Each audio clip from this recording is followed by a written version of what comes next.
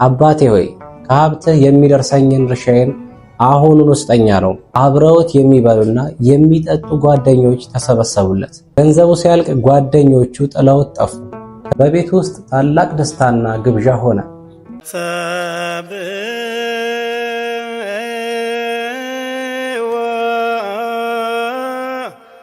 በስመ አብ ወወልድ ወመንፈስ ቅዱስ አህዱ አምላክ አሜን።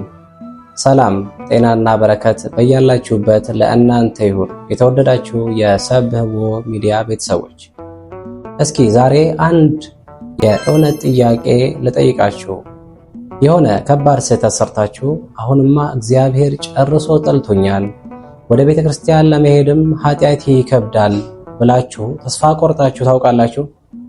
ዛሬ በመጽሐፍ ቅዱስ ውስጥ የሚገኝ ልባችሁን ፍጹም በደስታና በተስፋ የሚሞላ እጅግ ጣፋጭ ታሪክን ይዤላችሁ መጥቻለሁ። ይህ ታሪክ ጌታችን ኢየሱስ ክርስቶስ ያስተማረው የአባካኙ ልጅ ታሪክ ነው።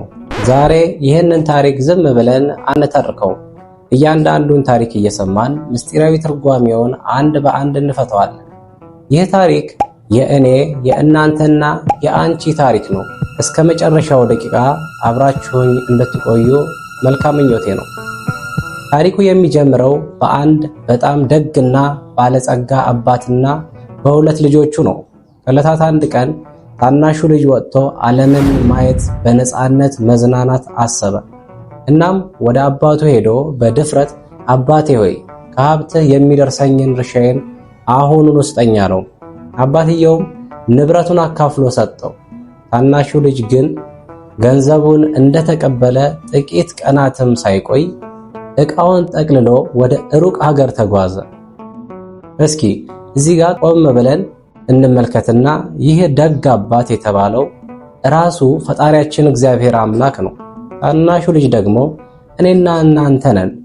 ልጁ ለአባቱ ድርሻዬን ስጠኝ ማለቱ ደግሞ አንተን አልፈልግም ስጦታን እንጂ ሰጪውን አምላክ አልፈልግም ማለታችን ነው። ሩቅ አገር የተባለው ደግሞ እግዚአብሔር ከሌለበት ከጸጋውና ከቅድስናው የምንርቅበት የኃጢአት ሕይወት ነው። ልጁ ወደ ሩቅ ሀገር ከሄደ በኋላ ገንዘብ ስላለው ብዙ አብረውት የሚበሉና የሚጠጡ ጓደኞች ተሰበሰቡለት። መጽሐፍ ቅዱስ እንደሚነግረን ልጁ በዚያ አርቆ ሳያስብ እየኖረ ያለውን ገንዘብ ሁሉ በፍጥነት አባከነ። የሚያሳዝነው ደግሞ እሱ ገንዘቡን በጨረሰበት በዚያ ሰዓት በዚያች ሀገር ላይ ከባድ ረሃብ ገባ። ይህ ታሪክ የሚያሳየን የዓለምን ተፈጥሮ ነው። ዓለም መጀመሪያ ላይ በኃጢአት ስንኖር ሳቅና ጊዜያዊ ደስታ ትሰጠናለች። ነገር ግን ያ ደስታ እውነተኛ ስላልሆነ ልክ እንደ ጢስ በፍጥነት ይበናል። ገንዘቡ ሲያልቅ ጓደኞቹ ጥለውት ጠፉ። ከባድ ረሃብ ገባ ማለቱ ደግሞ ሰው ከእግዚአብሔር ሲርቅ በነፍሱ ውስጥ የሚመጣው የሰላም ማጣት የቅድስናና የመንፈሳዊ ረሃብ ምሳሌ ነው። ልጁ የሚበላው ሲያጣ መኖር ስላለበት ወደ አንዱ የዚያች ሀገር ባለጸጋ ሄዶ ተቀጠረ። ሰውየው ግን ምን አይነት ሥራ ሰጠው መሰላችሁ? የአይሁድ ሕዝብ በሥርዓታቸው በጣም የሚጸየፉትን ከርከሮዎችን ወይም አሳማዎችን እንዲጠብቅ ወደ ሜዳ ሰደደው። ረሃቡ በጣም ስለጸናበት አሳማዎቹ ከሚበሉት ፍሬ እንኳን ሊበላ ይመኝ ነበረ፣ ግን ማንም የሚሰጠው አልነበረ። እዚህ ጋር አስተውሉ።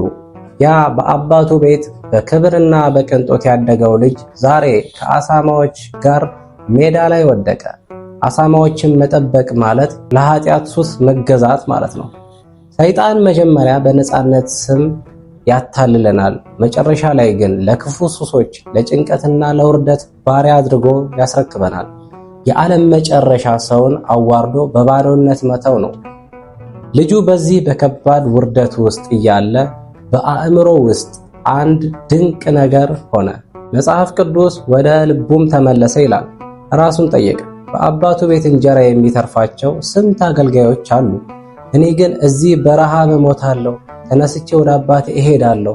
አባቴ ሆይ በሰማይና በፊትህ በደልኩህ፣ ወደፊትህም ልጅህ ልባል አይገባኝም። ከአገልጋዮችህ እንደ አንዷ አድርገኝ እለዋለሁ ብሎ ወሰነ።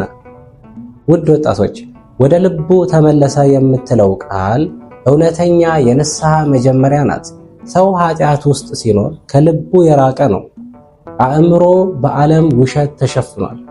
ልጁ ጥፋቱን ሙሉ በሙሉ አመነ። የአባቴ ቤት ብሎ የቤተ ክርስቲያንንና የእግዚአብሔርን ፍቅር አሰበ። እኛም ከስህተታችን ለመውጣት በመጀመሪያ ጥፋታችንን አምነን በትህትና ወደ እግዚአብሔር ለመመለስ መወሰን አለብን። ልጁ ሳይዘገይ ወዲያውኑ ካለበት ከርከሮቹ ማደሪያ ተነስቶ ወደ አባቱ ቤት መጓዝ ጀመረ። ልጁ ረጅም መንገድ ተጉዞ ወደ አባቱ ቤት እየቀረበ ነው። ልብሱ ተቀዷል፣ ሰውነቱ ከስቷል፣ ጠረኑም የአሳማ ጠረን ሆኗል። በውስጡ በፍርሃት እየተንቀጠቀጠ ነው።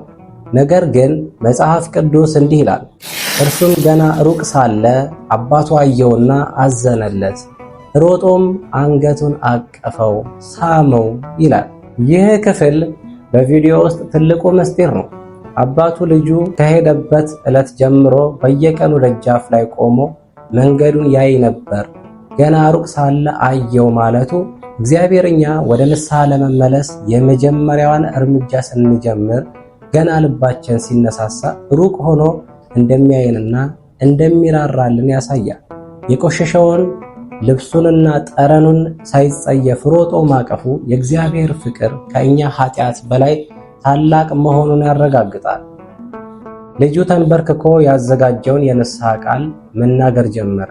ነገር ግን አባትየው ልጁ ንግግሩን እንዲጨርስ እንኳን አልፈቀደለትም። ሎሌ አድርገኝ የሚለውን ቃል እንዳይናገር አድርጎ ለአገልጋዮቹ እንዲህ አላቸው፣ ፈጥናችሁ ከሁሉ የተሻለውን ልብስ አምጡና አልብሱት፣ በእጁም ቀለበት አድርጉለት፣ በእግሩም ጫማ አድርጉ፣ የሰባውንም ጥጃ ረዱ አላቸው። አያችሁ፣ አባትየው ለልጁ የሰጣቸው 3 ስጦታዎች ታላቅ መንፈሳዊ ምስጢር አላቸው። ነጩ ልብስ የጥምቀትና የንጽህና ጸጋ ነው። ቀለበቱ ዳግመኛ የልጅነት ክብርን የመመለስ ምልክት ነው። ጫማው ደግሞ ወደፊት በቅድስና እንዲመላለስና ከፈተና እንዲጠበቅ ነው።